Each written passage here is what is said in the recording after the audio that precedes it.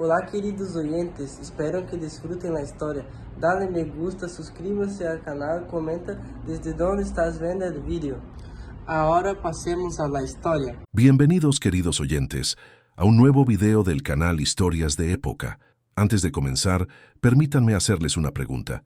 ¿De dónde nos están viendo hoy? ¿Desde qué rincón del mundo me acompañan en esta tarde de relatos y emociones?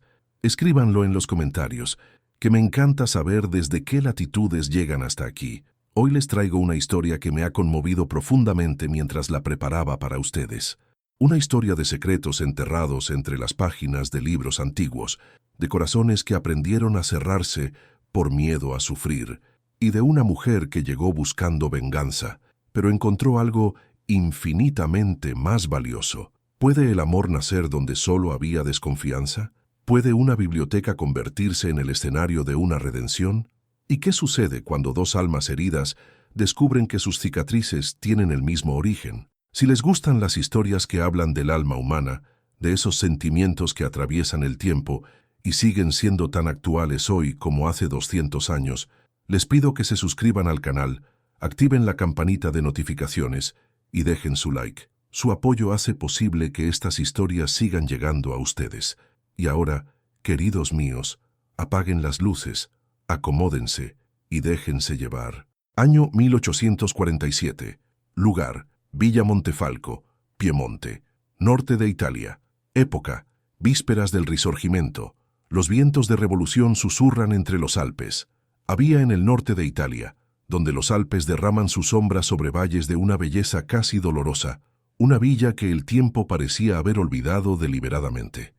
Villa Montefalco se alzaba entre colinas cubiertas de viñedos y bosques de castaños, sus muros de piedra color miel testigos mudos de generaciones que habían nacido, amado y partido dentro de sus habitaciones silenciosas.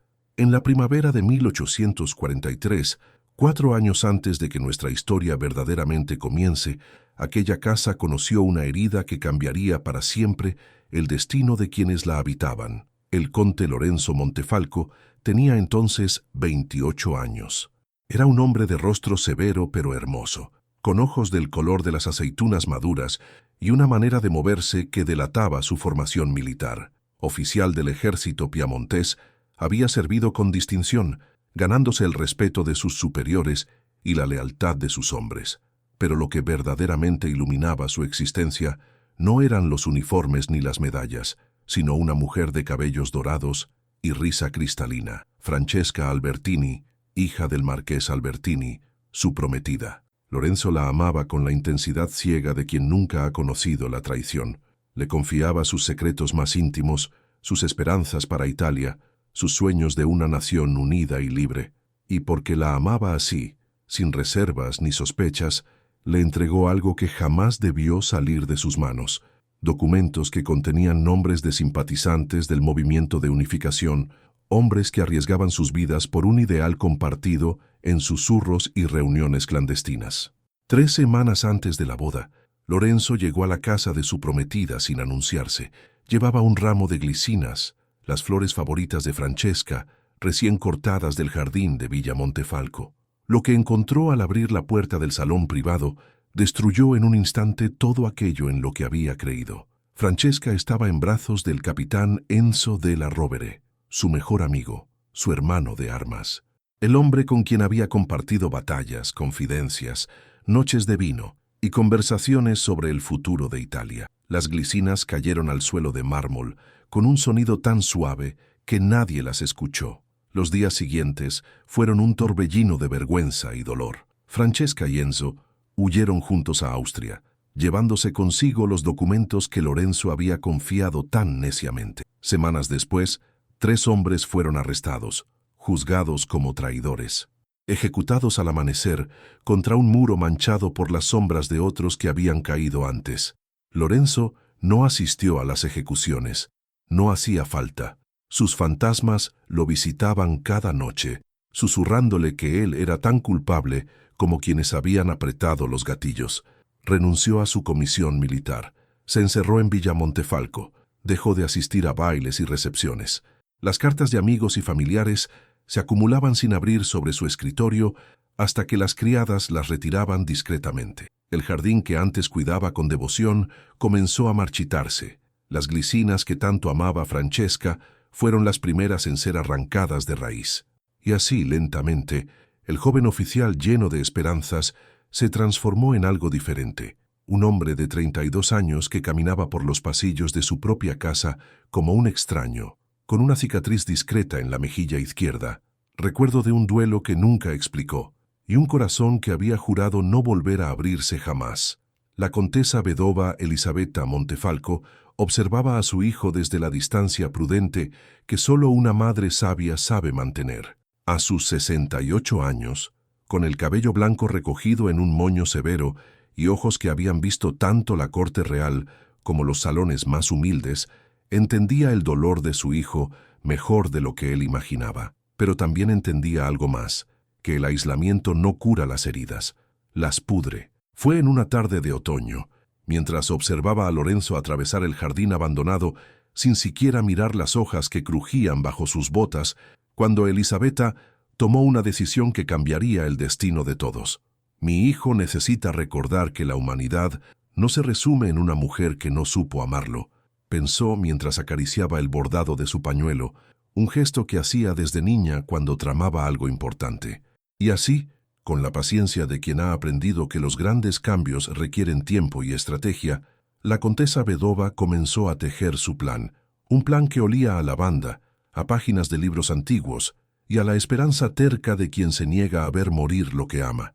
Los años 1845 y 1846 trajeron consigo un cambio sutil pero persistente en Villa Montefalco.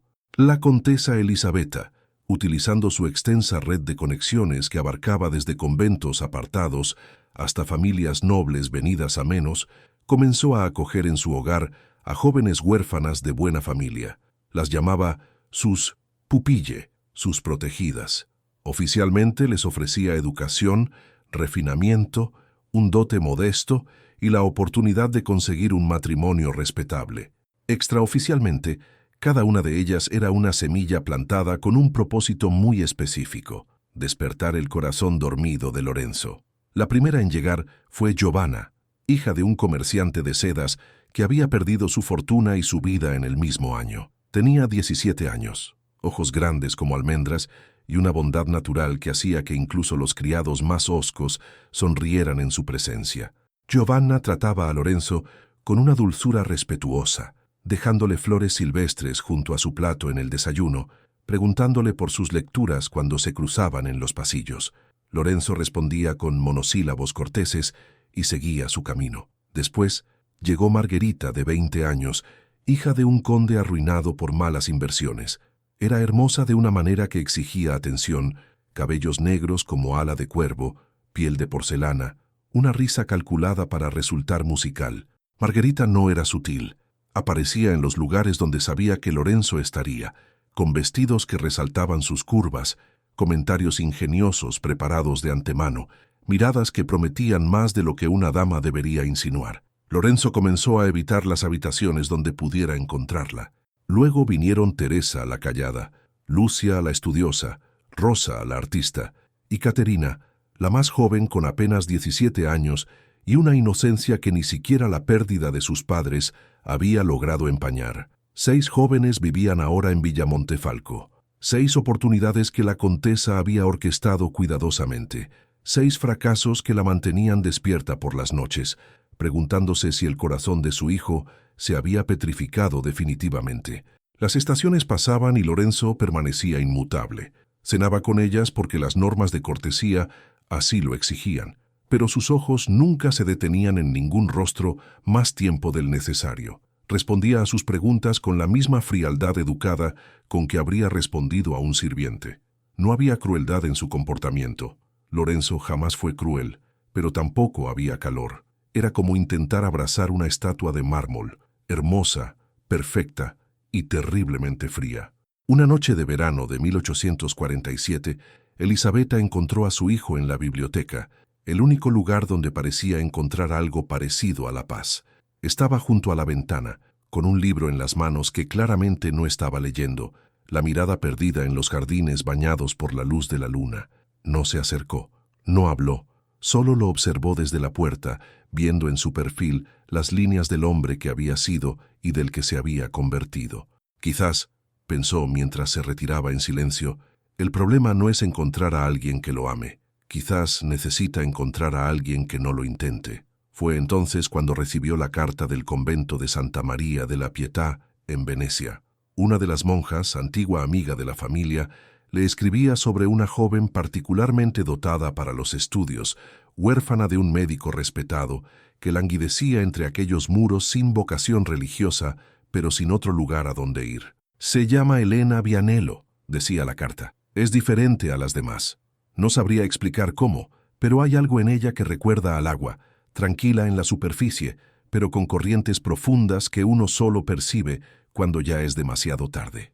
Elisabetta leyó aquella carta 3 veces, luego la guardó en el cajón de su escritorio y comenzó a preparar los arreglos para la llegada de la 7ª pupilla. No podía saber entonces que estaba invitando a su casa no solo a una joven huérfana, sino a la tormenta que finalmente sacudiría los cimientos de todo aquello que su hijo había construido para protegerse. El otoño de 1847 llegó a Villamontefalco, envuelto en nieblas que se arrastraban desde los valles como fantasmas en procesión. Las hojas de los castaños ardían en tonos de cobre y oro antes de rendirse al viento, cubriendo los senderos del jardín con una alfombra que crujía bajo los pies como secretos susurrados. Fue en una tarde de octubre, cuando el cielo amenazaba lluvia sin decidirse a llorar, cuando el carruaje que traía a Elena Vianello atravesó las puertas de hierro forjado de la villa.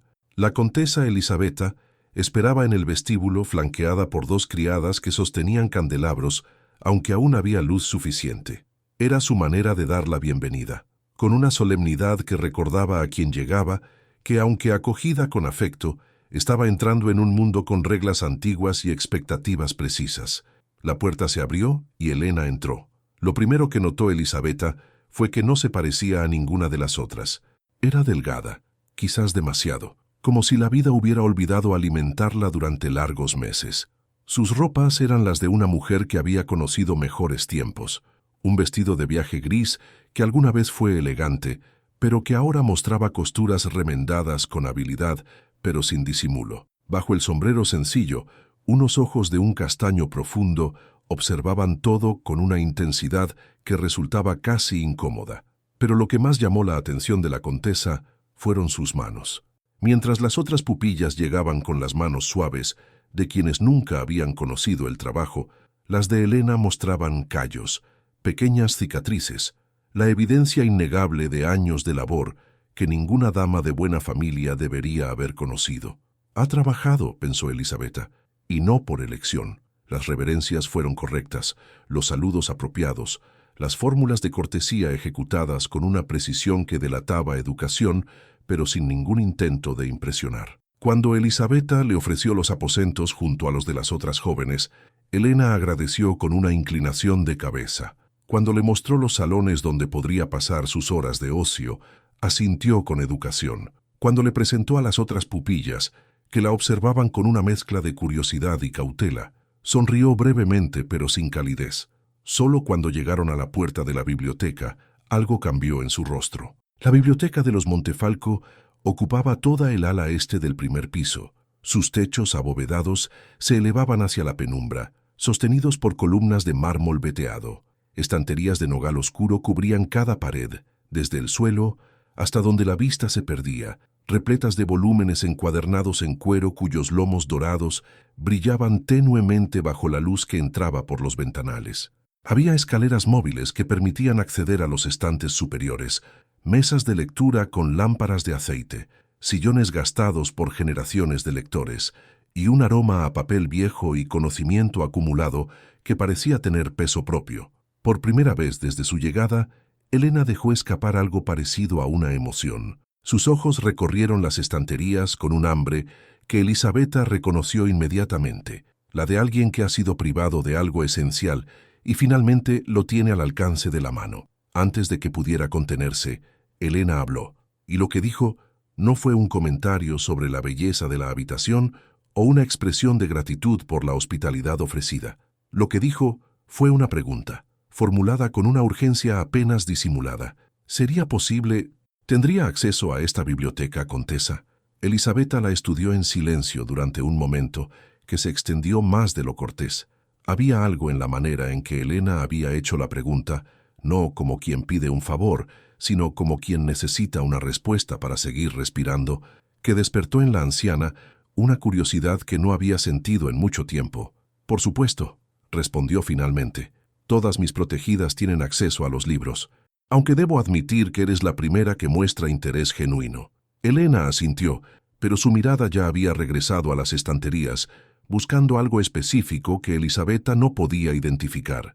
Esa noche, durante la cena, la Contesa observó a la recién llegada con renovada atención. Elena comía poco y hablaba menos.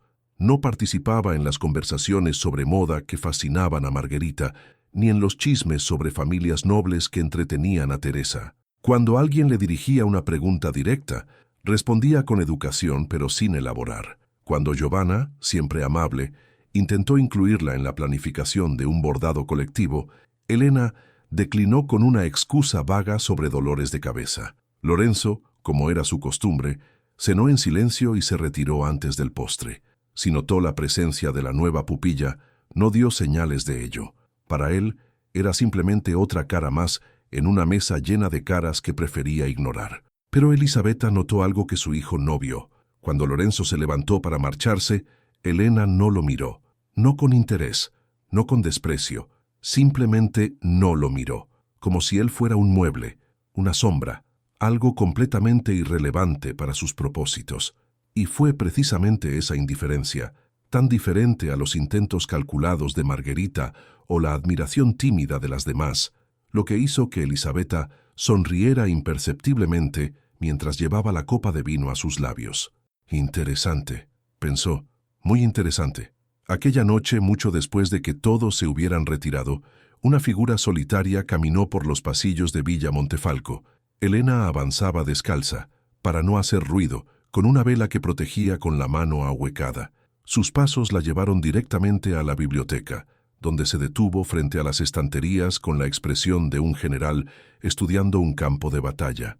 Tenía una misión, un propósito que la había traído hasta aquí atravesando media Italia, soportando meses de encierro en un convento que olía a incienso y resignación, y ahora, finalmente, estaba donde necesitaba estar. «Padre», susurró en la oscuridad, «te prometo que encontraré lo que escondiste, y cuando lo haga haré justicia». Las semanas siguientes establecieron un patrón que no pasó desapercibido para nadie en Villa Montefalco. Elena pasaba sus días de manera muy diferente a las otras pupillas. Mientras Margherita practicaba sus escalas al piano, con una dedicación que tenía más de estrategia que de amor por la música, mientras Giovanna bordaba junto a la ventana y Teresa leía novelas francesas, suspirando por amores imposibles, Elena desaparecía en la biblioteca durante horas interminables. Las criadas murmuraban: ¿qué clase de joven prefería el polvo de los libros antiguos a la compañía de sus compañeras?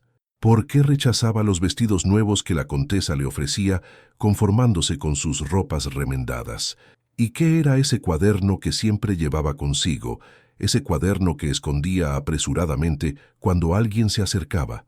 Margherita, que no toleraba bien no ser el centro de atención, fue la primera en expresar su descontento. «Es extraña», dijo una tarde, mientras las jóvenes tomaban el té en el salón. «¿Han notado cómo nos mira? Como si fuéramos menos que ella». «No nos mira de ninguna manera», respondió Giovanna suavemente. «Creo que simplemente no nos ve». «Exacto. ¿Qué clase de persona ignora a quienes intentan ser sus amigas? Les digo que oculta algo. Lo que Margherita no sabía, lo que nadie en aquella casa sabía aún, era cuánta razón tenía». Elena, por su parte, era consciente de las sospechas que despertaba, pero no podía permitirse el lujo de importarle. Cada día en la biblioteca era una búsqueda minuciosa, sistemática, desesperanzadoramente lenta. Su padre le había dicho que buscara el Tratado de Maquiavelo de 1532, la primera edición, pero la colección de los Montefalco contenía miles de volúmenes, y los estantes dedicados a filosofía política ocupaban 3 paredes enteras. Había encontrado varias ediciones del Príncipe, pero ninguna era la correcta. La primera edición, la original impresa en Florencia, un año después de la muerte de Maquiavelo, era un tesoro tan raro que muy pocas familias podían presumir de poseerla. Si existía en esta biblioteca, estaría protegida, escondida, quizás detrás de otros volúmenes o en una sección que aún no había explorado. Fue en una de esas noches de búsqueda cuando su soledad se vio interrumpida. Lorenzo tenía la costumbre de visitar la biblioteca después de la medianoche, cuando la casa dormía y podía estar seguro de no encontrarse con nadie. Era su único refugio, el único lugar donde los fantasmas de su pasado parecían hablar más bajo, donde el peso de su culpa se aliviaba levemente bajo el consuelo de palabras escritas por otros que también habían conocido el sufrimiento. Aquella noche entró sin anunciarse, como siempre, esperando encontrar la habitación vacía. Lo que encontró fue una figura inclinada sobre una mesa de lectura, rodeada de volúmenes apilados, escribiendo furiosamente en un cuaderno a la luz de una sola vela. Elena levantó la vista. Durante un instante, sus miradas se cruzaron. No hubo sobresalto en sus ojos, notó Lorenzo, ningún rubor de vergüenza por haber sido descubierta, ningún intento de ocultar lo que hacía, solo una leve molestia, como la de alguien cuyo trabajo ha sido interrumpido por una presencia inoportuna. «Conte», dijo ella, y fue más un reconocimiento que un saludo. «Signorina», respondió él acercándose a pesar de sí mismo, «es tarde para estar aquí». Lo mismo podría decirse de usted. La respuesta lo tomó por sorpresa. Las otras jóvenes, todas ellas sin excepción, habrían aprovechado la oportunidad para iniciar una conversación, para mostrar interés, para intentar traspasar las murallas que él había construido tan cuidadosamente. Esta simplemente lo miraba, esperando que se fuera o que explicara su presencia. Lorenzo se encontró sin saber qué decir. Era una sensación extraña, casi olvidada. «No sabía que las nuevas pupillas tuvieran interés en la lectura nocturna», dijo finalmente, consciente de lo débil que sonaba incluso mientras las palabras salían de su boca. Elena cerró su cuaderno con un gesto que pretendía ser casual, pero que él notó era deliberado. No sabía que el conde vigilara los hábitos de lectura de las protegidas de su madre. «No vigilo. Entonces no debería importarle que esté aquí». Era un desafío, pequeño, cortés, perfectamente disfrazado de observación razonable, pero un desafío al fin. Lorenzo sintió algo que no había experimentado en años, irritación genuina hacia otra persona que no fuera él mismo. «Los libros de esta biblioteca tienen siglos de antigüedad», dijo, acercándose a la mesa donde ella trabajaba. «Algunos son irreemplazables. Soy consciente de su valor. Lo es porque la vela que está usando está a distancia segura de cualquier volumen. He tomado precauciones». Lorenzo miró la disposición de la mesa. Era verdad. La vela estaba colocada en un candelabro de hierro, alejada de los libros sobre una base de mármol que habría contenido cualquier accidente. Los volúmenes estaban organizados por tamaño, con los más valiosos, él los reconocía, en posiciones donde ni una gota de cera podría alcanzarlos. Esta mujer sabía lo que hacía. «¿Qué está buscando?», preguntó, y la pregunta salió antes de que pudiera detenerla. Elena lo miró directamente. Había algo en sus ojos que Lorenzo no lograba identificar. No era miedo, ni interés romántico, ni la deferencia que estaba acostumbrado a recibir de las jóvenes de su clase. Era algo más cercano a evaluación, como si ella estuviera decidiendo cuánto de la verdad podía permitirse revelar. «Conocimiento», respondió finalmente, «como cualquier persona que visita una biblioteca, a medianoche. El conocimiento no tiene horario, conde». Se sostuvieron la mirada durante un momento que se extendió más allá de lo apropiado. Fue Lorenzo quien finalmente apartó los ojos, incómodo por razones que no quería examinar. «No la molestaré más», dijo, dirigiéndose hacia la sección de historia donde solía encontrar sus lecturas nocturnas, «pero le recomiendo que regrese a sus aposentos antes del amanecer. Las criadas hablan y mi madre escucha. Gracias por el consejo». No había gratitud en su voz, tampoco hostilidad. Era la respuesta perfectamente neutral de alguien que reconoce una advertencia sin sentirse obligada por ella. Lorenzo tomó un volumen al azar. Resultó ser una historia de las guerras púnicas que ya había leído 3 veces, y se instaló en un sillón al otro extremo de la habitación. Pretendió leer. Lo que realmente hacía era observar, desde el rabillo del ojo, cómo Elena Vianello retomaba su trabajo con una concentración que excluía completamente su presencia. Nadie lo había ignorado así en años. Nadie lo había tratado como si fuera prescindible. Debería haberle molestado. En cambio, cuando finalmente se retiró al amanecer, ella seguía allí, inclinada sobre sus notas. Descubrió que su mente no dejaba de regresar a aquel breve intercambio y a la pregunta que no podía quitarse de la cabeza: ¿qué estaba buscando realmente aquella mujer entre sus libros?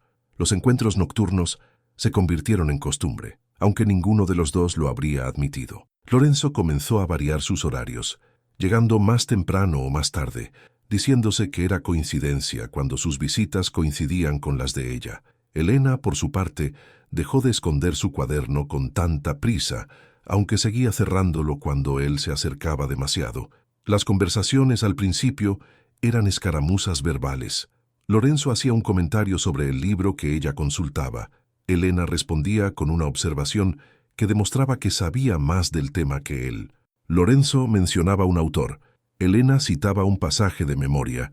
Era un duelo de intelectos, silencioso y sin público, donde cada uno intentaba descubrir al otro sin revelarse. Fue durante una de estas noches cuando Lorenzo descubrió que Elena leía latín. Había tomado un volumen de Séneca, las cartas a Lucilio, y comentó algo sobre la dificultad de ciertas traducciones. Elena, sin levantar la vista de su propio trabajo, recitó el pasaje original en latín y señaló exactamente dónde la traducción italiana fallaba. Lorenzo se quedó inmóvil. ¿Dónde aprendió latín? Elena pareció darse cuenta de su error. Por primera vez desde que la conocía, la vio dudar. Mi padre era médico, dijo finalmente, y creía que la educación no debía limitarse por cuestiones de género. Un hombre adelantado a su tiempo, un hombre que ya no está. El silencio que siguió fue diferente a los anteriores. Tenía peso, densidad, el sabor amargo de las pérdidas compartidas, aunque no nombradas. Lorenzo conocía ese sabor. Lo llevaba en la lengua desde hacía 4 años. Lo siento, dijo, y por primera vez las palabras no sonaron como una fórmula vacía. Elena lo miró. Realmente lo miró, como si lo viera por primera vez.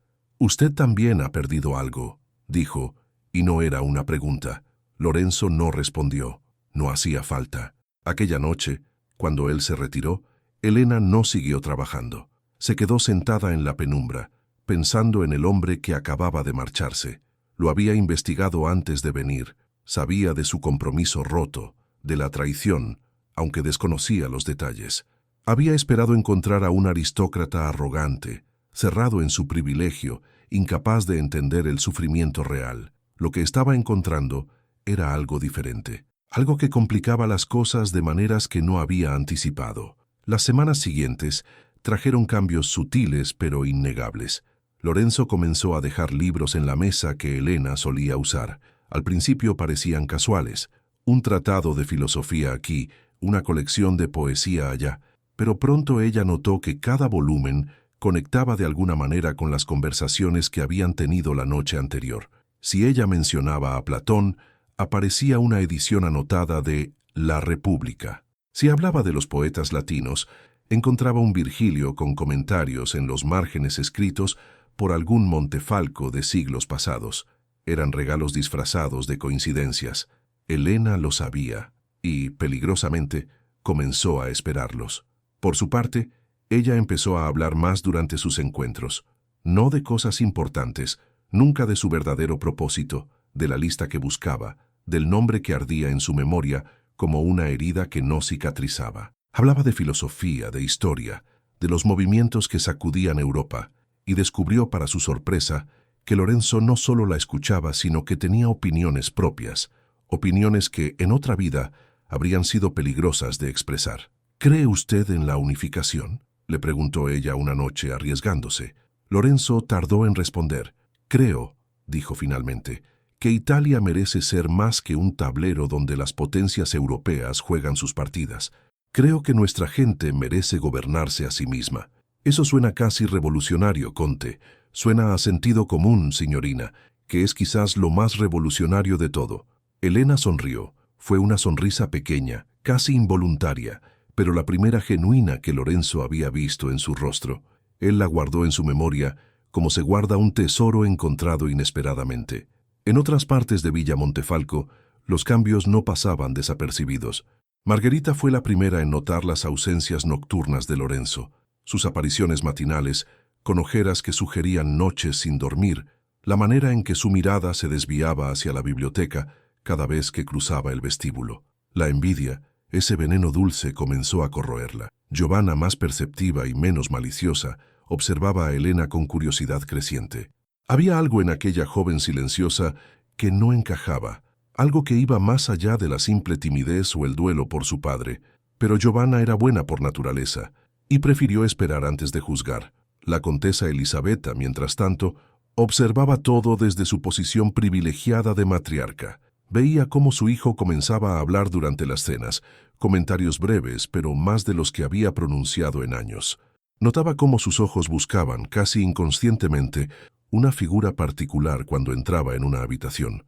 Una tarde, aprovechando que las otras jóvenes habían salido a pasear por los jardines, llamó a Elena a su salón privado.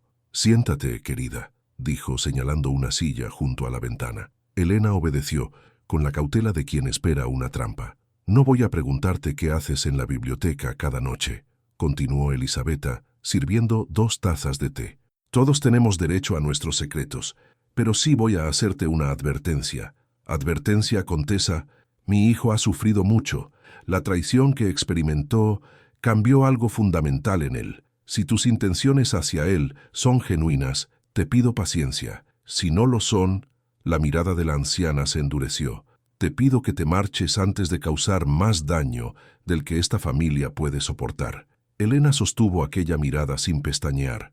«No tengo intenciones hacia el conde, Contesa, ni de un tipo ni de otro. Quizás no, pero las intenciones, querida, tienen la costumbre de cambiar cuando menos lo esperamos». Aquella noche, Elena tardó en dormirse. Las palabras de Elisabetta giraban en su mente como hojas atrapadas en un remolino. Había venido a Villa Montefalco con un propósito claro: encontrar la lista, identificar al traidor, buscar justicia para su padre. Pero algo estaba cambiando, algo que no había previsto y que no sabía cómo controlar. Algo que tenía ojos del color de las aceitunas maduras y una sonrisa que, cada vez que la veía, hacía que su corazón latiera de una manera que había creído imposible. El invierno de 1847 cayó sobre el Piemonte con la ferocidad de un enemigo largamente esperado. La nieve cubrió los jardines de Villa Montefalco, transformando las glicinas muertas en esqueletos blancos y los senderos en ríos congelados de silencio. El frío se colaba por las ventanas a pesar de las gruesas cortinas, obligando a los habitantes de la casa a congregarse en las habitaciones donde ardían las chimeneas. Para Elena, el invierno trajo memorias que habría preferido mantener enterradas. Fue en una noche particularmente gélida, mientras buscaba entre los volúmenes más antiguos de la biblioteca, ya había descartado las secciones más accesibles, cuando el pasado la alcanzó con la fuerza de una marea que rompe un dique. Encontró un libro, no el que buscaba, sino uno que no esperaba, un tratado de medicina con notas en los márgenes. Las reconoció inmediatamente. Era la letra de su padre. El doctor Aurelio Vianello había dejado su huella en aquella biblioteca, probablemente durante alguna visita que Elena desconocía, quizás cuando ella era apenas una niña y él viajaba a consultas médicas por todo el norte de Italia. Las lágrimas llegaron sin permiso. Se deslizaron por sus mejillas mientras sus dedos recorrían las anotaciones, observaciones clínicas, referencias a otros textos, una pequeña broma sobre Hipócrates que solo ella podría entender. Elena no había escuchado a Lorenzo entrar. Cuando levantó la vista, él estaba de pie junto a ella con una expresión que nunca había visto en su rostro, preocupación genuina, casi ternura. «He encontrado algo de mi padre», susurró, sin molestarse en ocultar las lágrimas. Lorenzo no dijo nada, se limitó a sentarse a su lado en silencio, su presencia un consuelo que no requería palabras. Y entonces, quizás porque el dolor necesitaba salir, quizás porque la soledad de tantos meses finalmente exigía compañía, Elena comenzó a hablar. Le contó de Venecia, de la casa junto al canal donde había crecido, llena de libros y discusiones sobre ciencia y política, de su madre, que tocaba el clavicordio en las tardes de verano, mientras su padre leía en voz alta a Dante, de las noches en que Aurelio Vianello recibía visitas misteriosas, hombres que hablaban en susurros sobre una Italia libre, unida, liberada del yugo austriaco. Eran carbonarios, dijo, y la palabra cayó entre ellos como una piedra en un estanque quieto. Lorenzo no se movió, no apartó la mirada, simplemente asintió, invitándola a continuar. Elena habló de cómo, a medida que crecía, fue entendiendo el peligro en el que vivían, de cómo su padre guardaba documentos que nunca debía ver, listas de nombres que memorizaba y luego destruía, conexiones que mantenía con una red de patriotas dispersos por toda la península. Un día, continuó y su voz se quebró, llegaron los austriacos. Alguien los había alertado, alguien de dentro, alguien que conocía los nombres. Se detuvo. Las palabras se atascaban en su garganta como vidrios rotos. «No tienes que seguir», dijo Lorenzo suavemente, pero Elena necesitaba hacerlo. Necesitaba que alguien más lo supiera, que su padre fuera más que un recuerdo que cargaba sola. Mi padre tuvo tiempo de esconder los documentos más importantes, tiempo de susurrarme, de decirme dónde estarían seguros. Después, no describió lo que siguió. No hacía falta. Lorenzo conocía demasiado bien cómo terminaban esas historias. Arrestos al amanecer, juicios que eran farsa y después el silencio. Mi madre no sobrevivió mucho más, concluyó Elena. Dicen que fue fiebre. Yo creo que fue el corazón. Lorenzo extendió una mano y la posó sobre la de ella. Fue un gesto pequeño, casi tímido, pero contenía más compasión de la que Elena había recibido en años. ¿Por eso estás aquí?, preguntó. Por los documentos de tu padre. Elena debería haber mentido. Debería haber inventado alguna excusa. Proteger su misión. Mantener las murallas que había construido tan cuidadosamente. Pero algo en la manera en que él la miraba, con un dolor que reconocía, con una culpa que no entendía, la hizo incapaz de falsedad. Sí, admitió. Hay algo aquí. Algo que mi padre escondió antes de... Algo que necesito encontrar. Lorenzo guardó silencio durante un largo momento. Elena esperó la pregunta obvia. ¿Qué documentos? ¿Por qué en mi biblioteca? ¿Qué estás buscando realmente? Pero la pregunta que llegó fue diferente. ¿Puedo ayudarte? Elena lo miró sin saber qué responder. En su plan original, Lorenzo Montefalco era un obstáculo, el dueño de la casa donde debía buscar, alguien a quien evitar o manipular según fuera necesario. Nunca había considerado la posibilidad de que pudiera convertirse en un aliado. Nunca había considerado que pudiera convertirse en algo más. Todavía no, respondió finalmente. Hay cosas que necesito entender primero, verdades que necesito verificar antes de compartirlas. Lorenzo asintió, aceptando límites que la mayoría de los hombres habrían ignorado. Cuando estés lista, dijo, estaré aquí. Aquella noche, por primera vez desde su llegada a Villa Montefalco, Elena no soñó con la muerte de su padre, ni con los hombres que habían llegado al amanecer a destruir su mundo. Soñó con ojos del color de las aceitunas maduras y una mano cálida sosteniendo la suya. Y cuando despertó, supo que su misión acababa de complicarse de maneras que jamás había previsto. El invierno continuó su asedio sobre Villa Montefalco, pero dentro de sus muros comenzaba a gestarse una primavera diferente. Las conversaciones entre Elena y Lorenzo se habían transformado. Lo que antes eran duelos intelectuales, ahora fluían como ríos que encuentran su cauce natural. Debates sobre filosofía que derivaban en confidencias personales, discusiones sobre historia que terminaban en silencios compartidos que no necesitaban palabras. Lorenzo se descubría pensando en ella durante el día, en el color exacto de sus ojos cuando la luz de las velas los iluminaba, en la manera en que sus labios se curvaban levemente cuando encontraba un pasaje particularmente interesante, en el sonido de su risa, rara, preciosa, cuando él hacía algún comentario irónico. Por primera vez en 4 años, el hielo que rodeaba su corazón comenzaba a agrietarse. Elena, por su parte, libraba una batalla consigo misma. Cada noche, antes de dormirse, se recordaba por qué estaba allí. La lista, el traidor, la justicia que debía a la memoria de su padre. Pero cada mañana, sus primeros pensamientos eran sobre Lorenzo. ¿Qué libro habría dejado para ella? ¿Qué nueva conversación los esperaba? ¿Cómo sería sentir su mano sobre la suya una vez más? Las otras habitantes de la villa no eran ajenas a estos cambios. Margarita hervía de resentimiento. Todos sus esfuerzos por captar la atención del conde los vestidos elaborados, las sonrisas calculadas, las apariciones oportunas, no habían logrado más que indiferencia cortés. Y ahora, esta intrusa silenciosa, con sus ropas remendadas y sus modales austeros, había conseguido lo que ella nunca pudo, hacer que Lorenzo la mirara como si realmente la viera. Una tarde, encontró a Elena sola en el salón pequeño, cosiendo uno de sus vestidos desgastados. «Debes sentirte muy satisfecha», dijo Margarita entrando sin invitación. Elena levantó la vista pero no respondió. «Llegaste aquí sin nada y ahora tienes al conde siguiéndote como un perro faldero». «No tengo nada de eso». «¿No? He visto cómo te mira, todos lo hemos visto». La voz de Margarita destilaba veneno. «¿Crees que eres especial? ¿Crees que serás diferente a las demás?» Elena dejó su costura y miró a Margarita directamente. «No busco ser nada para el conde. No busco matrimonio, ni posición, ni las cosas que claramente tú anhelas. Lo que hago en esta casa es asunto mío, asunto tuyo». Margarita se acercó, bajando la voz. «Sé que escondes algo. Esos paseos nocturnos a la biblioteca, ese cuaderno que nunca muestras. No sé qué estás tramando, pero lo averiguaré. Y cuando lo haga, me delatarás ante la condesa. Hazlo.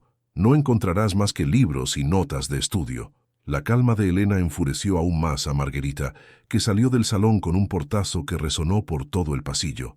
Aquella noche, Elena se encontró incapaz de concentrarse en su búsqueda. Las palabras de Margarita, aunque nacidas de la envidia, contenían un núcleo de verdad que no podía ignorar. Estaba desarrollando sentimientos por Lorenzo, sentimientos que complicaban todo. Estaba sentada junto a una de las ventanas más altas de la biblioteca, mirando la nieve caer sobre los jardines oscuros, cuando él la encontró. «No estás trabajando», observó Lorenzo acercándose. «No puedo concentrarme esta noche». Se sentó a su lado, dejando un espacio respetuoso entre ellos. El silencio que compartieron no era incómodo, nunca lo era ya. «¿Puedo preguntarte algo?», dijo él finalmente. «Puedes preguntar. ¿Por qué no intentas?» Buscó las palabras.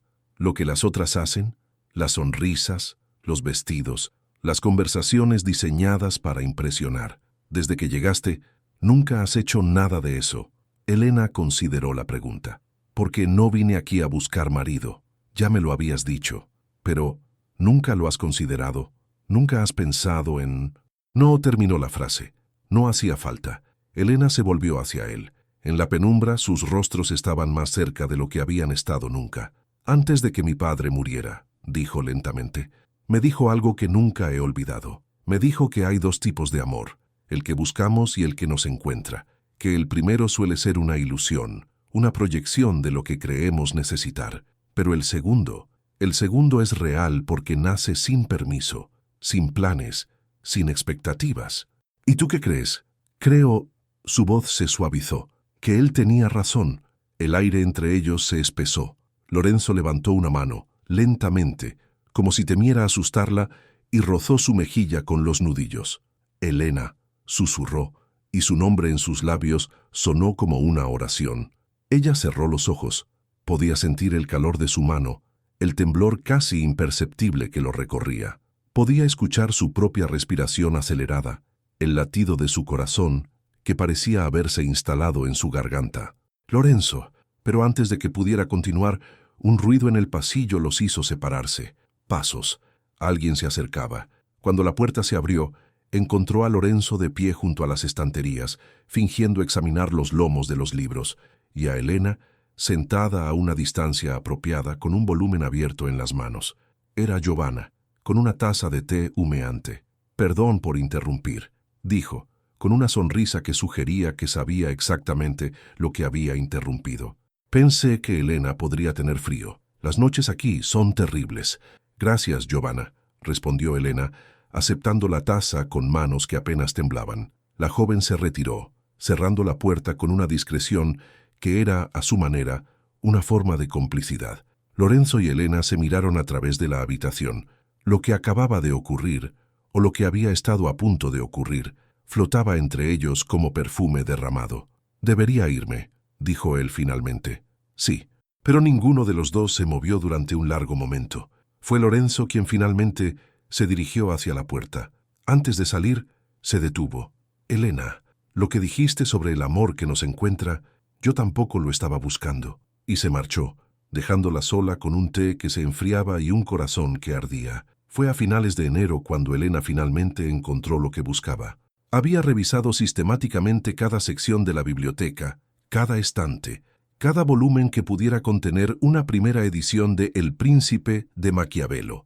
Había seguido falsos indicios, descartado decenas de ediciones posteriores, examinado encuadernaciones buscando compartimentos ocultos. Y entonces, en una noche que no parecía diferente a las demás, sus dedos rozaron algo que hizo que su corazón se detuviera. El libro estaba en una sección dedicada a tratados de agricultura, de todos los lugares. Alguien, su padre, debía ser su padre, lo había escondido allí precisamente porque nadie lo buscaría entre volúmenes sobre el cultivo de la vid y la rotación de cosechas. La encuadernación era antigua, el cuero desgastado pero noble, en el lomo, apenas visible, las palabras Il Principe, Firenze, MDXD, 1532. La primera edición. Con manos temblorosas, Elena abrió el volumen. Las páginas amarillentas exhalaron un aroma a siglos, a secretos guardados demasiado tiempo. Pasó las hojas con cuidado, buscando, hasta que llegó a las guardas finales. Allí, oculta bajo el papel que forraba la contraportada, había una pequeña abertura, y dentro de esa abertura, varios papeles cuidadosamente doblados. La lista. Elena la extrajo con dedos que no conseguía controlar. Desplegó los documentos y comenzó a leer bajo la luz de la vela, su respiración cada vez más agitada. Nombres. Decenas de nombres organizados por ciudades. Venecia, Milán, Turín, Florencia, Nápoles. Junto a cada uno, notas en la letra de su padre indicando profesiones, conexiones, niveles de compromiso con la causa. Era un mapa de la resistencia italiana, un tesoro incalculable para quienes luchaban por la unificación y una sentencia para cada persona nombrada si caía en manos equivocadas. Y entonces lo vio. En la última página, separado de los demás, un nombre marcado con una cruz negra y una anotación en tinta diferente, más reciente.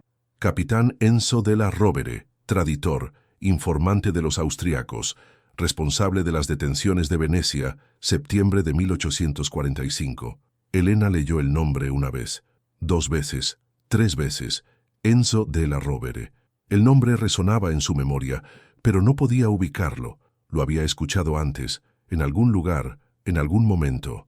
Y entonces, como un rayo que ilumina un paisaje oscuro, recordó las conversaciones con Lorenzo, sus confidencias sobre la traición que había sufrido, el nombre del hombre que había huido con su prometida, llevándose documentos que nunca debieron salir de sus manos. El hombre que había destruido la vida de Lorenzo era el mismo que había destruido la suya. La coincidencia era demasiado perfecta para ser casualidad. Elena comprendió con una claridad terrible lo que había sucedido. Francesca y Enzo no habían huido por amor, habían huido porque eran espías, porque los documentos que Francesca había robado de Lorenzo contenían información sobre la red de los Carbonarios, la misma red a la que pertenecía su padre. Las piezas encajaron con un chasquido casi audible. Lorenzo había sido utilizado. Su amor, su confianza, habían sido armas empleadas contra la causa que secretamente apoyaba. Y cuando Francesca obtuvo lo que necesitaba, simplemente desapareció, dejando tras de sí un hombre destrozado que creía que su único pecado había sido confiar en la mujer equivocada. Pero su pecado había sido mucho mayor. Sin saberlo, Lorenzo había sido cómplice del asesinato del padre de Elena. ¿Cómo podría mirarlo ahora? ¿Cómo podría? ¿Elena? La voz la sobresaltó tanto que el papel se le escapó de las manos. Lorenzo estaba en la puerta, su expresión pasando de la curiosidad a la alarma al ver su rostro. ¿Qué sucede? Estás pálida como... Se acercó y vio los documentos esparcidos sobre la mesa. Su mirada se detuvo en el nombre marcado con la cruz. Enzo, susurró, y en esa sola palabra había años de dolor comprimido. Elena intentó hablar, pero las palabras se negaban a salir. Lorenzo tomó el papel, leyendo las anotaciones con una expresión que iba oscureciéndose con cada línea. «Traditor», murmuró, «informante de los austriacos, responsable de las detenciones de...». Se detuvo, levantó la vista hacia Elena, y en sus ojos ella vio el momento exacto en que él comprendió. «Tu padre», dijo, «las detenciones de Venecia. Tu padre». Elena asintió, incapaz de hablar. El silencio que siguió fue el más pesado que habían compartido. Lorenzo dejó caer el papel como si quemara. Retrocedió un paso, luego otro, hasta que su espalda chocó contra una estantería. «Los documentos», su voz era apenas un susurro ronco, «los documentos que le di a Francesca contenían nombres, ubicaciones. Yo no sabía, nunca supe que... Lorenzo, yo lo maté». Las palabras estallaron como un dique que cede. «No, Enzo, no Francesca. Fui yo quien puso esos papeles en manos de una traidora. Fui yo quien... No sabías. Debería haber sabido». Golpeó la estantería con el puño, haciendo temblar los libros. Un oficial del ejército, un hombre que supuestamente apoyaba la causa, y fui tan estúpido, tan ciegamente confiado. Elena se levantó, se acercó a él lentamente, como quien se aproxima a un animal herido. «Escúchame», dijo con una firmeza que no sentía. «Enzo te utilizó. Francesca te utilizó. Tú fuiste una víctima tanto como mi padre. Tu padre está muerto, Elena». Sus ojos brillaban con lágrimas que se negaba a derramar. «¿Cómo puedes siquiera mirarme sabiendo que yo...?» «Porque te conozco». Las palabras salieron antes de que pudiera detenerlas. «Porque he pasado meses a tu lado, viendo quién eres realmente. No eres un traidor, Lorenzo. Eres un hombre que amó mal y confió equivocadamente. Eso no te convierte en asesino». «Entonces, ¿qué me convierte?» Elena no tenía respuesta para eso. Solo tenía esto, sus manos tomando las de él, su presencia anclándolo cuando todo lo demás se derrumbaba. Permanecieron así durante largo rato, dos personas rotas por la misma tragedia, encontrando en el otro no absolución. Eso era demasiado pedir, sino algo quizás más valioso, comprensión. Cuando finalmente se separaron, algo había cambiado entre ellos. La barrera final había caído. Ya no había secretos, no había máscaras, no había nada más que dos almas desnudas mirándose a los ojos. «¿Qué hacemos ahora?», preguntó Lorenzo. Elena miró los documentos esparcidos sobre la mesa. La lista que había buscado durante tanto tiempo, el nombre del traidor que había destruido su mundo. «Ahora», dijo lentamente, «decidimos si queremos justicia o venganza, y si hay alguna diferencia entre las dos». Los días que siguieron al descubrimiento fueron un purgatorio silencioso. Lorenzo desapareció de la biblioteca, de las cenas, de todos los espacios que habían sido suyos. Se encerró en sus aposentos, rechazando la comida que las criadas dejaban junto a su puerta, negándose a ver a su madre cuando ella llamaba con preocupación creciente. Elena, por su parte, guardó los documentos en un lugar seguro y esperó. No sabía qué esperaba exactamente. ¿Que él volviera? ¿Que la odiara? ¿Que el mundo de alguna manera encontrara sentido? Pero esperó. La condesa Elisabetta, percibiendo que algo grave había ocurrido aunque sin conocer los detalles, llamó a Elena a su salón. «Mi hijo se está destruyendo», dijo sin preámbulos. «Y tú eres la única que parece saber por qué». Elena no respondió. «No te pido que me reveles sus secretos ni los tuyos», continuó la anciana. «Solo te pido que, si hay alguna manera de ayudarlo, lo hagas, antes de que sea demasiado tarde». Aquella noche, Elena tomó una decisión. Caminó hasta los aposentos de Lorenzo y llamó a la puerta.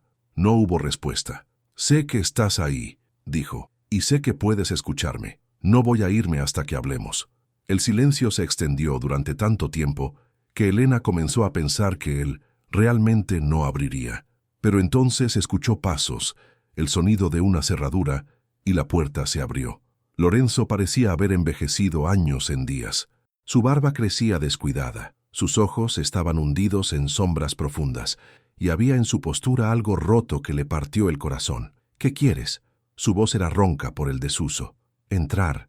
Él se apartó, demasiado agotado para discutir. La habitación estaba a oscuras, las cortinas cerradas contra cualquier luz exterior. Elena encendió una vela y la colocó sobre la mesa de noche antes de sentarse en la única silla disponible. «He estado pensando», comenzó, «en lo que dijiste, sobre ser culpable». Lorenzo no se movió de donde estaba, recostado contra la pared como si necesitara su apoyo para mantenerse en pie. «La culpa no es algo que se pueda medir ni dividir», continuó Elena. «No funciona así. No hay una cantidad finita que podamos repartir entre todos los involucrados hasta que cada uno tenga su parte justa. ¿Entonces qué? Entonces, la culpa es una elección. Puedes elegir cargarla para siempre, dejar que te aplaste, convertirte en el fantasma que has sido estos últimos 4 años. O puedes elegir hacer algo con ella. ¿Cómo qué? ¿Buscar a Enzo? ¿Arrastrarlo ante la justicia de una Italia que ni siquiera existe todavía? ¿Cómo usar lo que sabes para proteger a otros? Elena se inclinó hacia adelante. Esa lista contiene nombres de personas que aún viven, Lorenzo. Personas que siguen luchando por lo mismo que mi padre creía. Si Enzo entregó una parte de la red a los austriacos, es posible que haya otros en peligro. Podemos advertirles.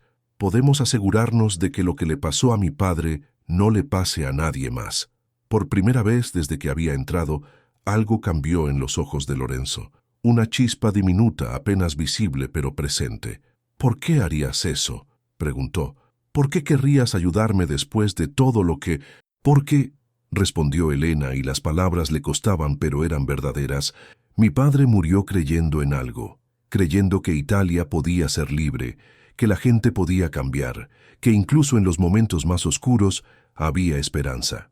Si yo me rindo ahora, si te dejo rendirte, entonces los traidores habrán ganado, y no estoy dispuesta a permitir eso.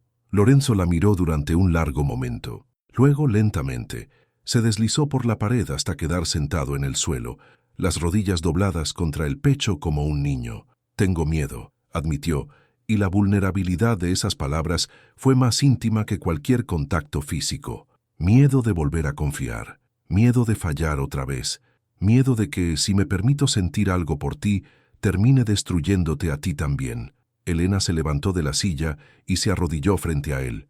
El miedo no es el enemigo, Lorenzo. El enemigo es dejar que el miedo tome las decisiones por nosotros. ¿Y si no soy lo suficientemente fuerte? Entonces seremos fuertes juntos. Le tendió la mano. Una oferta, una promesa, un puente sobre el abismo que él había cavado a su alrededor. Lorenzo la miró, la mano extendida, los ojos que no lo juzgaban, la mujer que había llegado buscando venganza y había encontrado algo diferente, y tomó una decisión. Aceptó su mano. Los primeros días de febrero de 1848 trajeron consigo un cambio que todos en Villa Montefalco pudieron percibir. Lorenzo emergió de su aislamiento transformado. No era el hombre que había sido antes de conocer a Elena, demasiado había sucedido para eso, pero tampoco era ya el fantasma que había vagado por los pasillos durante 4 años. Había en él ahora un propósito, una dirección, algo que se parecía peligrosamente a la esperanza. Las conversaciones entre él y Elena ya no se limitaban a las noches en la biblioteca. Se les veía caminando juntos por los jardines nevados, discutiendo en voz baja con la intensidad de los conspiradores. Porque eso eran ahora, conspiradores con una causa. La lista fue estudiada, memorizada, y luego las copias destruidas. Solo el original permaneció, escondido en un lugar que solo Elena conocía. Los nombres fueron clasificados, aquellos que probablemente ya habían sido comprometidos, aquellos que aún estaban a salvo, aquellos que necesitaban ser advertidos con urgencia. Lorenzo utilizó sus antiguas conexiones militares, las pocas que le quedaban después de su retiro, para enviar mensajes discretos, cartas codificadas que viajaron hacia Venecia, Milán, Florencia, advertencias disfrazadas de correspondencia comercial, señales que solo los iniciados podrían reconocer. Era arriesgado, era necesario. Una tarde, mientras revisaban los últimos nombres de la lista, Lorenzo levantó la vista y miró a Elena con una expresión que ella no supo interpretar. «Hay algo que necesito decirte», dijo. «¿Qué?» «Mi madre». Ella sabía. Elena frunció el ceño. ¿Sabía qué? De la lista, de por qué tu padre la escondió aquí. El silencio que siguió fue denso como la niebla invernal. «Explícate», pidió Elena, y su voz era fría de una manera que no había sido en semanas. Lorenzo suspiró. «Hace muchos años, antes de que yo naciera, mi madre sirvió como dama de compañía de la reina. En ese puesto conoció a muchas personas, incluyendo a algunos que compartían sus simpatías políticas. Uno de ellos era tu abuelo materno». Elena abrió la boca, pero él continuó antes de que pudiera interrumpir. «Cuando tu padre necesitó un lugar seguro para esconder los documentos más importantes, acudió a ella. Mi madre aceptó porque creía en la causa y porque le había hecho una promesa a tu abuelo antes de que él muriera. Mi madre nunca mencionó». Tu madre probablemente no lo sabía. Eran secretos que se compartían solo cuando era absolutamente necesario. Lorenzo tomó las manos de Elena entre las suyas. Mi madre ha estado observándote desde que llegaste. Sospechaba por qué estabas aquí, aunque no tenía certeza. Por eso te permitió acceso ilimitado a la biblioteca. Por eso dudó. Por eso te trajo aquí en primer lugar. Elena procesó esta información lentamente. La carta del convento, la invitación de la contesa, el acceso a la biblioteca. Nada había sido casualidad. Ella me utilizó. Ella te dio la oportunidad de encontrar lo que buscabas. La diferencia es sutil, pero existe. ¿Y tú cuándo lo supiste? Hace apenas 2 días. Me lo confesó cuando le pregunté por qué había aceptado sin reservas mi decisión de ayudarte. Elena retiró sus manos. Necesitaba espacio para pensar, para procesar esta nueva capa de complejidad en una situación que ya era imposiblemente complicada. Debería estar furiosa, dijo finalmente. ¿Lo estás? Consideró la pregunta con honestidad. No lo sé. Quizás. Un poco. Suspiró. Pero también entiendo. En esta guerra de sombras que todos estamos librando, los secretos son armas. Tu madre utilizó las suyas para proteger lo que le importaba. No puedo condenarla por eso sin condenarme a mí misma. Lorenzo asintió aliviado pero cauto. Quiere verte, dijo. Tiene cosas que contarte. Sobre tu padre, sobre tu familia. Cosas que cree que mereces saber. Elena guardó silencio durante un largo momento, mirando por la ventana los jardines donde la nieve comenzaba a derretirse. La veré, decidió. Pero primero, se volvió hacia Lorenzo. Primero hay algo que necesito preguntarte. Lo que sea.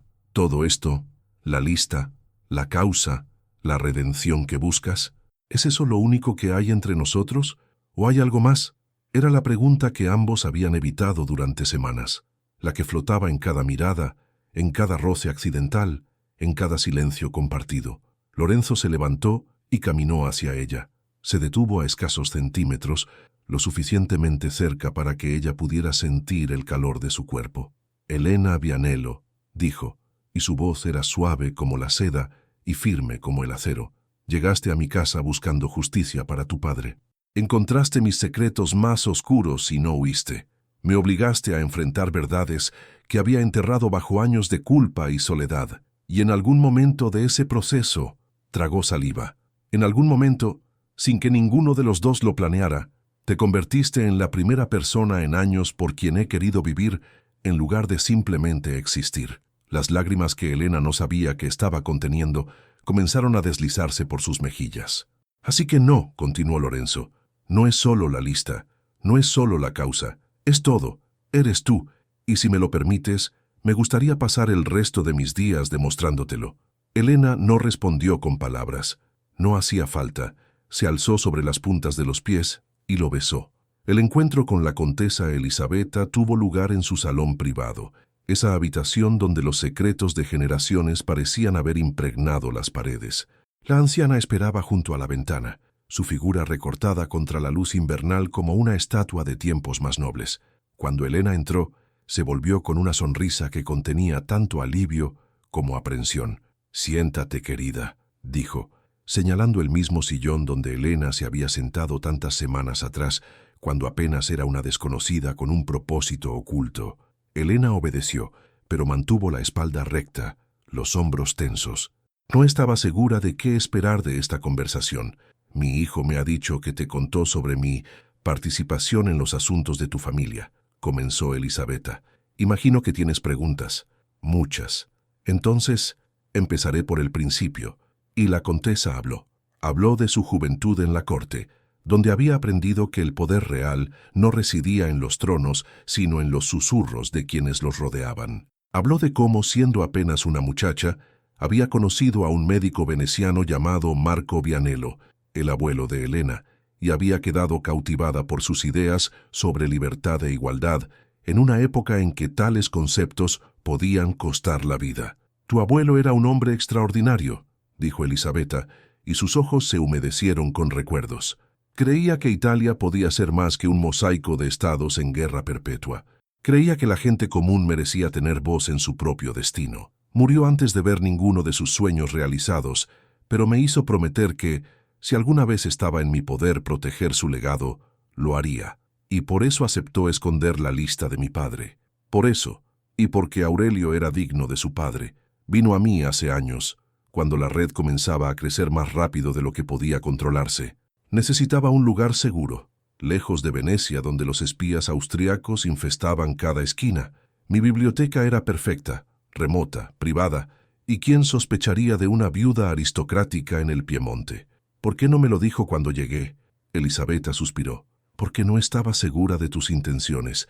Sabía quién eras, la hija de Aurelio, la joven del convento veneciano, pero no sabía qué habías venido a buscar, si era la lista para protegerla o para destruirla. Si eras aliada o enemiga, tenía que observarte, conocerte antes de revelar nada. ¿Y ahora? Ahora sé que tienes el corazón de tu padre y la determinación de tu abuelo. La anciana se inclinó hacia adelante. Y sé que has hecho algo que creía imposible. Has devuelto a mi hijo a la vida. Elena apartó la mirada, incómoda con la intensidad de la gratitud en los ojos de Elisabetta. No fue mi intención, admitió. Cuando llegué, él era un obstáculo, alguien a quien evitar mientras buscaba lo que necesitaba. ¿Y ahora? Ahora, Elena buscó las palabras. Ahora es la razón por la que quiero que esta búsqueda termine bien. No solo por mi padre, sino por él, por nosotros. Elisabetta asintió, satisfecha. El amor tiene una manera de complicar nuestros planes mejor trazados, dijo, pero también de darles sentido. El silencio que siguió fue más cómodo que cualquiera que hubieran compartido antes. Hay algo más, dijo finalmente Elisabetta. Algo que debes saber sobre Enzo della Rovere. Elena se tensó. Antes de huir con Francesca, Enzo vino a verme. Yo no sabía entonces lo que era, por supuesto. Para mí era simplemente el amigo de mi hijo, un oficial respetable. Me preguntó sobre la biblioteca, sobre si guardábamos volúmenes antiguos de valor. Dijo que era un coleccionista interesado. ¿Cree que sabía de la lista? Creo que sospechaba. Los traidores tienen un instinto para encontrar lo que otros intentan esconder. Elisabetta frunció los labios. Pero no encontró nada porque tu padre había elegido bien el escondite. Un libro sobre agricultura, de todos los lugares posibles. Ni el espía más astuto buscaría secretos de Estado entre tratados de cultivo. Elena no pudo evitar una sonrisa amarga. Mi padre siempre decía que la mejor manera de esconder algo era ponerlo a la vista de todos. Un hombre sabio. Elisabetta se puso de pie con cierta dificultad. Y ahora, querida, creo que hay otros asuntos que atender. Mi hijo me ha expresado ciertas intenciones respecto a ti. Elena sintió que el calor subía a sus mejillas. Contesa, Elisabetta, si vas a ser mi nuera, puedes llamarme por mi nombre. La palabra nuera quedó flotando en el aire, pesada con implicaciones que Elena no se había atrevido a considerar conscientemente. Él no me ha pedido, lo hará. Conozco a mi hijo. Cuando Lorenzo decide algo, lo hace completamente. La anciana sonrió. Y tú, querida, eres lo primero que ha decidido en 4 años. Febrero avanzaba con una urgencia que parecía reflejar los acontecimientos en el mundo exterior. Las noticias llegaban a Villa Montefalco en fragmentos. Rumores de disturbios en Sicilia, de manifestaciones en las calles de Milán, de tensiones crecientes entre el pueblo y los poderes establecidos. Europa entera parecía contener el aliento, esperando algo que nadie podía nombrar, pero todos presentían. Lorenzo y Elena trabajaban con renovado vigor. Los últimos mensajes habían sido enviados, las últimas advertencias transmitidas. La lista original había sido copiada una vez más, esta vez por manos de Lorenzo, en un código que solo él y Elena conocían, y enviada a un contacto de confianza en Turín, alguien que sabría qué hacer con ella si algo les ocurría. Pero entre las conspiraciones y los preparativos también había espacio para otros momentos. Una tarde, mientras caminaban por los jardines donde los primeros brotes comenzaban a asomar entre la nieve derretida, Lorenzo se detuvo junto a un viejo rosal que Elena había notado pero nunca preguntado. Aquí solían crecer glicinas, dijo él, las más hermosas del Piemonte, según mi padre. Las arranqué hace 4 años, después de que Francesca... No terminó la frase. No hacía falta. ¿Por qué me lo cuentas? Porque quiero plantarlas de nuevo. La miró con una intensidad que la dejó sin aliento. Quiero que Villa Montefalco vuelva a ser un lugar de belleza, no de recuerdos amargos. Y quiero que tú estés aquí para verlas florecer. Elena comprendió lo que él no estaba diciendo con palabras. Lorenzo, espera, déjame terminar. Tomó sus manos entre las suyas. Sé que lo nuestro comenzó de la peor manera posible. Sé que viniste aquí por razones que no tenían nada que ver conmigo. Sé que cargamos ambos con heridas que quizás nunca sanen completamente. Pero también sé que, en estos meses, has llegado a conocerme mejor de lo que nadie me ha conocido jamás. Has visto mi oscuridad y no has huido. Has compartido la tuya y me has dejado sostenerla. Lorenzo. Elena Vianello, continuó él arrodillándose sobre la tierra húmeda sin importarle el barro que manchaba sus pantalones, no tengo anillo que ofrecerte, no tengo certezas sobre lo que el futuro nos traerá, solo tengo esto, mi palabra de que te amaré hasta el último de mis días, mi promesa de que nunca te traicionaré como fui traicionado, y mi esperanza de que aceptes convertirte en mi esposa. Las lágrimas corrían por el rostro de Elena mientras él hablaba, pero eran lágrimas diferentes a cualquiera que hubiera derramado antes, no de dolor, no de pérdida, sino de algo que se parecía peligrosamente a la alegría. Sí, susurró, y luego más fuerte. Sí. Lorenzo se levantó y la besó, allí entre los rosales dormidos y los brotes que prometían primavera, mientras el sol de febrero se abría paso entre las nubes como una bendición. Las semanas siguientes fueron un torbellino de preparativos. La condesa Elisabetta, radiante como no se la había visto en años, tomó el control de los arreglos con la eficiencia de una general dirigiendo tropas. El vestido de novia fue encargado a la mejor modista de Turín. Las invitaciones, pocas dado las circunstancias políticas, fueron enviadas con discreción. Las otras pupillas reaccionaron de maneras predecibles. Giovanna lloró de felicidad y abrazó a Elena como a una hermana que nunca había tenido. Teresa y Lucía ofrecieron sus felicitaciones con sinceridad, aliviadas quizás de que la tensión que había flotado sobre la casa finalmente se resolviera. Rosa y Caterina, las más jóvenes, susurraban y reían emocionadas por la perspectiva de una boda. Margherita fue la única que no felicitó a la pareja. La encontraron una mañana empacando sus pertenencias. Había escrito a un primo lejano en Génova, explicó con frialdad, que había aceptado acogerla. No tenía sentido permanecer donde claramente no era querida. Elena intentó hablar con ella, pero Margherita la rechazó con un gesto. «No necesito tu compasión», dijo. «Viniste aquí y tomaste lo que yo quería. No te culpo. Es la ley del mundo.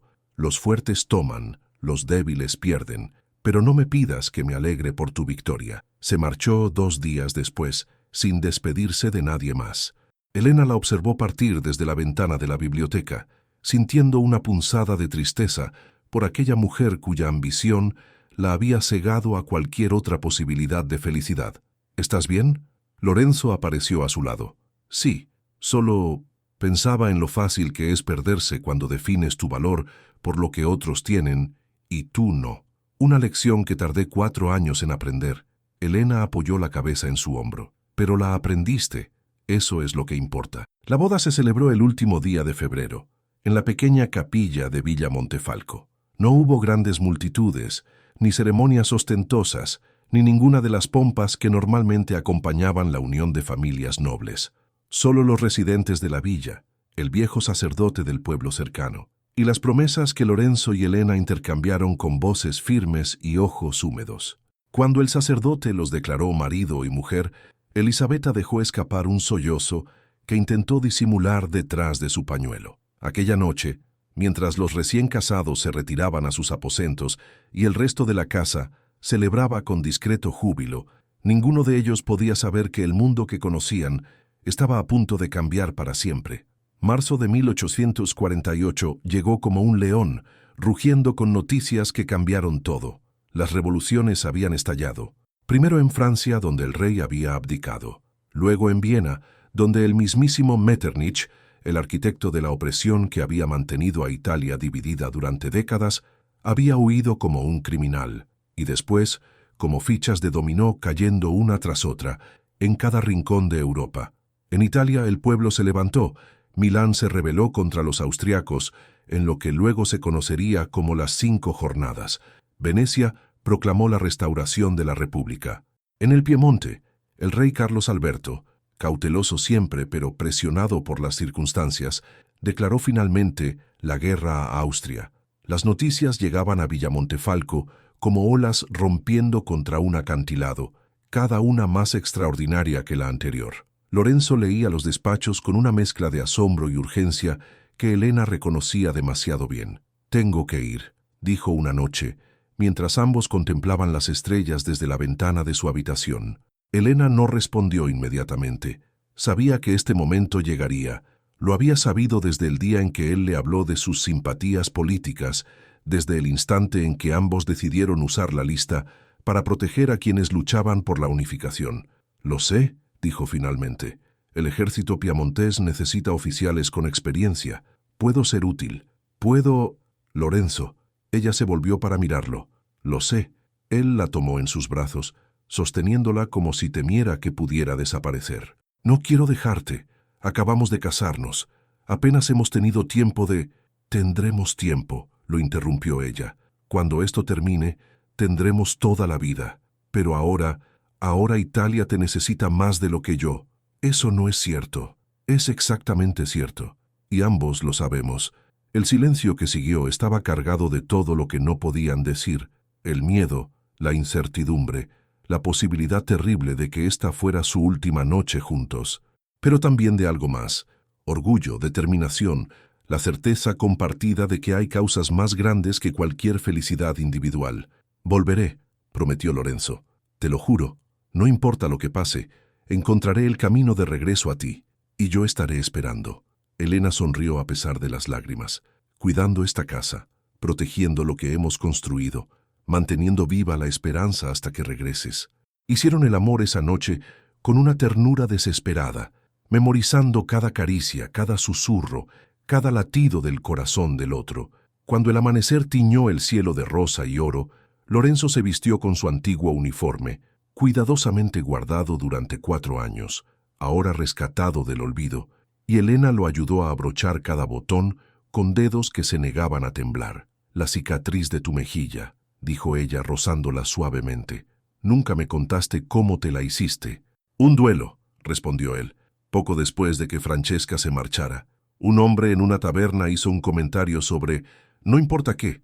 Yo estaba buscando una excusa para pelear, para sentir algo además de entumecimiento. ¿Ganaste? Gané el duelo. Perdí algo más importante, el respeto por mí mismo». La miró con intensidad, «hasta que llegaste tú y me lo devolviste».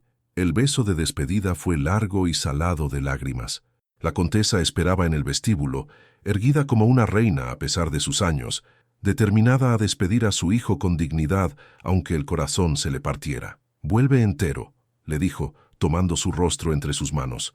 «No me importa si vuelves victorioso o derrotado. Solo vuelve».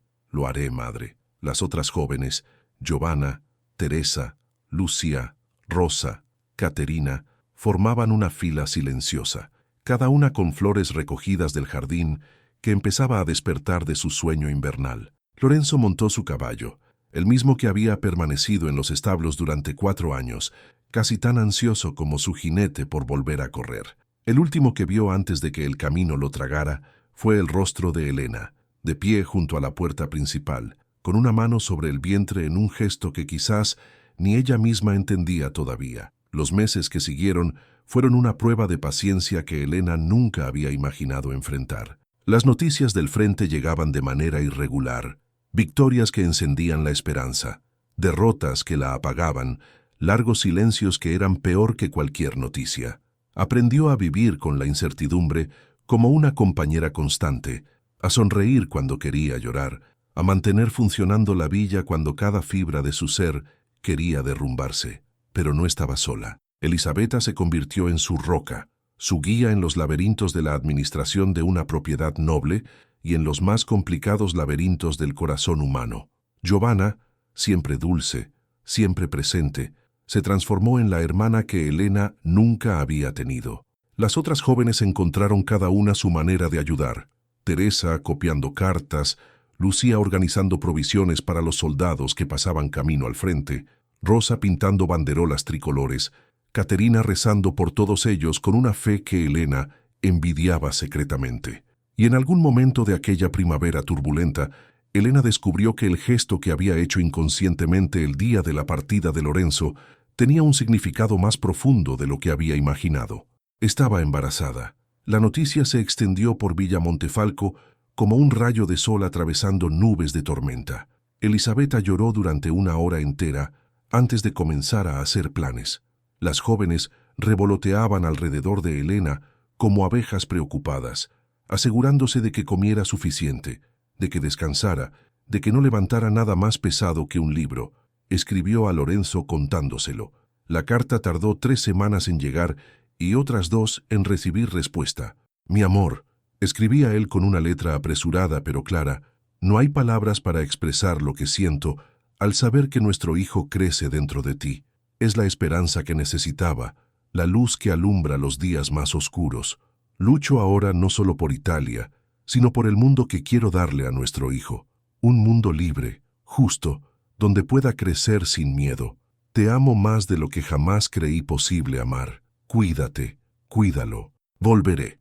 Elena leyó aquella carta tantas veces que el papel amenazaba con deshacerse. La guardaba bajo su almohada, y por las noches, cuando el miedo era demasiado grande, presionaba las palabras contra su corazón y encontraba la fuerza para seguir adelante. El verano trajo más combates, más victorias y derrotas mezcladas, más incertidumbre. El otoño trajo la amarga realidad de que la guerra no se ganaría tan fácilmente como muchos habían esperado. Los austriacos contraatacaban con ferocidad, y lo que había parecido el amanecer de una nueva era comenzaba a parecer un sueño demasiado ambicioso. Pero Elena se negaba a perder la esperanza. Cada día supervisaba los trabajos en el jardín, donde los nuevos brotes de glicina que había mandado plantar comenzaban a trepar por las viejas estructuras. Cada noche escribía a Lorenzo, contándole los pequeños progresos de su embarazo, los primeros movimientos del bebé, los planes que hacía para cuando él regresara. Y entonces, en una tarde de noviembre, cuando las primeras heladas habían blanqueado el jardín, un jinete solitario apareció en el camino que conducía a Villa Montefalco. Elena lo vio desde la ventana de la biblioteca, su refugio, siempre su refugio, y supo antes de que él desmontara quién era. Corrió. No importaba que estuviera en su 7º mes de embarazo, no importaba que Elisabetta gritara advertencias desde algún lugar detrás de ella, no importaba nada, excepto llegar a él, tocarlo, asegurarse de que era real. Lorenzo la recibió en sus brazos con un sollozo que era mitad risa. «Te dije que volvería», susurró contra su cabello. «Nunca dudé», mintió ella, y ambos sabían que era mentira, y ninguno le importó.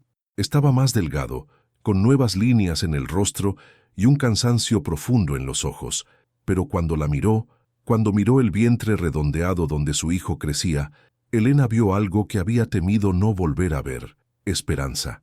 «La guerra no ha terminado», dijo él más tarde, sentados frente a la chimenea, mientras Elisabetta lloraba discretamente en un rincón y las otras jóvenes preparaban un banquete improvisado.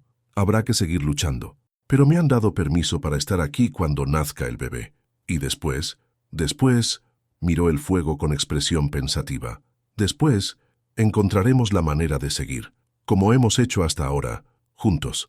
Elena apoyó la cabeza en su hombro, sintiendo por primera vez en meses que podía respirar completamente. «Te amo», dijo, y las palabras eran tan inadecuadas para expresar lo que sentía que casi la hicieron reír. «Y yo a ti». Lorenzo besó su frente. «Tú y nuestro hijo sois todo lo que me importa en este mundo. Todo lo demás, Italia, la guerra, la historia, todo eso solo tiene sentido porque existen ustedes». El invierno llegó suave aquel año, como si la naturaleza quisiera dar una tregua a quienes tanto habían sufrido. En una noche de febrero, exactamente un año después de su boda, Elena dio a luz a un niño de ojos oscuros y pulmones vigorosos. Lo llamaron Aurelio, por el padre de ella, y Marco por el abuelo cuya causa había unido a sus padres de maneras que él nunca habría imaginado. Lorenzo sostuvo a su hijo por primera vez con manos que habían empuñado espadas y firmado sentencias de batalla, y en sus ojos Elena vio algo que no había visto nunca. «Paz, mira», susurró él, señalando hacia la ventana. Elena miró. En el jardín, bajo la luz plateada de la luna llena, las glicinas que había plantado comenzaban a florecer. Sus racimos púrpura colgaban como joyas de las pérgolas restauradas, perfumando el aire con una fragancia que hablaba de renacimiento, de segundos comienzos, de la obstinada persistencia de la belleza, incluso en los tiempos más oscuros. Las glicinas, murmuró Elena. Las arranqué porque me recordaban a todo lo que había perdido, dijo Lorenzo, acunando a su hijo contra su pecho. Y tú las plantaste de nuevo porque entendiste algo que yo había olvidado. ¿Qué cosa? Que lo que muere puede renacer, que las heridas cicatrizan, que el amor no es algo que se gasta ni se pierde, sino algo que crece más fuerte cuanto más se comparte. Elena sonrió, agotada pero más feliz de lo que jamás había sido. Mi padre solía decir que la esperanza es la única flor que florece en todas las estaciones. Tu padre era un hombre sabio, lo era. Elena cerró los ojos, escuchando la respiración tranquila de su hijo y sintiendo el calor de su esposo a su lado. Y ahora su nieto llevará su nombre, y cuando sea lo suficientemente mayor, le contaremos su historia. Le contaremos todas las historias. La de un médico que murió por sus ideales, la de un soldado que aprendió a vivir de nuevo, la de una mujer que vino buscando justicia y encontró amor, y la de una Italia que algún día será libre, añadió Lorenzo. Sí, asintió Elena, esa también. Afuera, las glicinas continuaban floreciendo en silencio, sus flores moradas un testimonio de todo lo que había sido y una promesa de todo lo que aún podría ser. Porque hay amores que nacen de las cenizas del dolor, hay esperanzas que florecen en el terreno más yermo, y hay historias que merecen ser contadas una y otra vez, para que nunca olvidemos que, incluso en los tiempos más oscuros, siempre hay una luz esperando ser encontrada.